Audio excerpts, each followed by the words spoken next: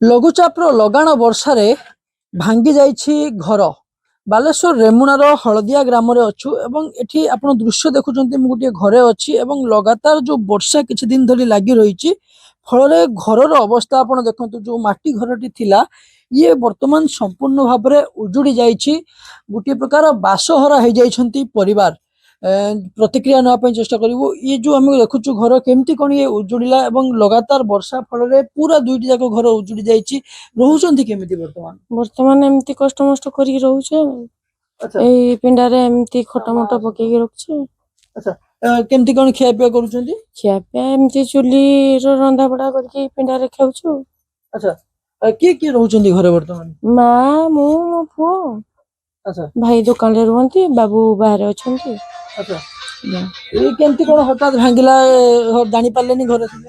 ଜାଣି ପାରିଲେନି, ଏମିତି ତ ବର୍ଷା ହଉଥିଲା। ତାପରେ ଦେଖିଲେ ଛେଳି ମେଳି ଯେତେବେଳେ ବୁଗାବୁଗି କଲେ, ତାଙ୍କ ଉପରେ ପାଣି ମାଣି ପଡିଲା। ସେତେବେଳେ ଆମେ ବାହାରକୁ ଆସିଲା ବେଳକୁ ଗୋଟେ ପଟ ଆଗେ ଖସିଲା, ତାପରେ ଜିନିଷ ପତ୍ର ଆଣାଉଣି କରିଲା ବେଳକୁ ତାପରେ ପୁରା ଭୁଷୁଡି ପଡିଲା। ଆଉ କେହି ଆହତ ହୋଇନାହାନ୍ତି? ନା, ଆହତ ହୋଇନାହାନ୍ତି। ଛେଳି ଗୋଟେ ଆହତ ହେଇକି ତା ଗୋଡ ଛୋଟା ହୋଇଛି। ବର୍ତ୍ତମାନ କେମିତି ପରିସ୍ଥିତିରେ ରହୁଛନ୍ତି? ଏଇ ଘରେ ରହୁଛନ୍ତି ବର୍ତ୍ତମାନ। ଇଏ ତ ବଡ ଅସୁବିଧା ହଉଥିବ, କାହିଁକିନା ଲଗାତାର ବର୍ଷା ବି ହେଇ ଆଜ୍ଞା, ଚାଲିଛି। ଅସୁବିଧା ତ ହଉଛି। ଆଉ ଏମିତି ତଳେ ବୁରା ପୁରା ମେଲେଇକି ରହୁଛୁ ଆଉ। ଇଏ ଦେଖେଇବି ଯୋଉଭଳି ଭାବରେ ତାଙ୍କର ବର୍ତ୍ତମାନ ସ୍ଥିତି, ଏଇଭଳି ଭାବରେ ଯୋଉ ଭଙ୍ଗା ଘରେ ରହିଛି। ଏହି ରଥଯାତ୍ରାରେ ଆଣନ୍ତୁ ସ୍ୱାଦ ଓ ସ୍ନେହର ସଙ୍ଗମ। ଫାର୍ମ ବି ସୋୟା ରୋଲର ପୌଷ୍ଟିକ ସ୍ୱାଦ ସହ ପାଳନ କରନ୍ତୁ ପ୍ରତ୍ୟେକ ଖୁସିର ମୁହୂର୍ତ୍ତ। ଏବଂ ଆଉ ଟିକେ ଯୋଉଠି ବର୍ତ୍ତମାନ ଆଶ୍ରୟ ରହିଛି, ସେଇ ସବୁ ସ୍ଥାନରେ ହିଁ ବର୍ତ୍ତମାନ ନିଜର ଆସବାବପତ୍ର ବା ଖାଦ୍ୟ ସାମଗ୍ରୀ ସବୁ ରଖି ଏଇଠାରେ ହିଁ ସେମାନେ ବସବାସ କରୁଛନ୍ତି ଏବଂ ରହୁଛନ୍ତି। ଅନ୍ୟ ପକ୍ଷରେ ଦେଖିବି ଅନ୍ୟ ଗୋଟିଏ କୋଠରୀ, ଯୋଉ କୋଠରୀ ବର୍ତ୍ତମାନ ଯିବା ମଧ୍ୟ ବିପଜ୍ଜନକ। ଯୋଉଭଳି ଭାବରେ ଇଏ ମଧ୍ୟ ଅଧା ଭୁଷୁଡ଼ିକି ରହିଛି ଏବଂ ଏଥିରୁ ମଧ୍ୟ ପୁରା ଲଗାତାର ଭାବରେ ବର୍ଷା ପାଣି ଗଳୁଛି। କାରଣ ଲଗାତାର ଯେତେବେଳେ ବର୍ଷା ହଉଛି, ସେତେବେଳେ ଇଏ ଘରଟି ସମ୍ପୂର୍ଣ୍ଣ ଭାବରେ ଭୁଷୁଡ଼ି ଯାଇଛି। ଆହୁରି ପ୍ରତିକ୍ରିୟା ନବୁ। ଆଜ୍ଞା, କେମିତି କଣ ଆପଣଙ୍କର ଏଠି ବର୍ଷା ହେଲା ଏବଂ ବର୍ଷା ପରେ କଣ କେମିତି ସ୍ଥିତି? ବର୍ଷା ହବା ପରେ ସେ ଛୁଆ ମୁଁ ସବୁ ଏଠି ଥିଲେ ଏଇ ରୁମ ରେ, ଦେଖିଲା ବେଳକୁ ଛେଳି ଗୁଡା ଭୁଗେଇଲେ। ଦେଇକି ଛେଳି ଉପରେ ଆଗେ ପଡିଲା, ସେପଟରେ ଦେଇ ଛେଳି ଉପରେ ପଡିଲା। ଯେମିତି ସିଏ ଛେଳି ଗୋଟେ ତା ଗୋଡର ଭାଙ୍ଗି ଯାଇଛି।